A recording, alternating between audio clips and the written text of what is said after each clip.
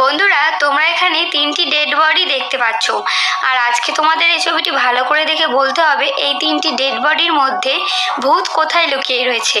তোমরা ভালো করে ছবিটি দেখো আর আমি তোমাদের ভাবার জন্য কিছুক্ষণ সময় দিচ্ছি।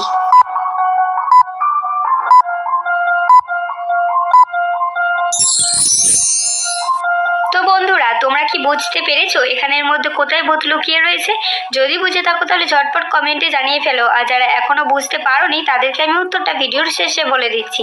কিন্তু তার আগে আমার এই ভিডিওটা যদি তোমাদের ভালো লেগে থাকে তাহলে প্লিজ ভিডিওটাতে একটা লাইক দিয়ে চ্যানেলটা সাবস্ক্রাইব করে রাখবেন আর এরকম ধরনের ভিডিও পেতে।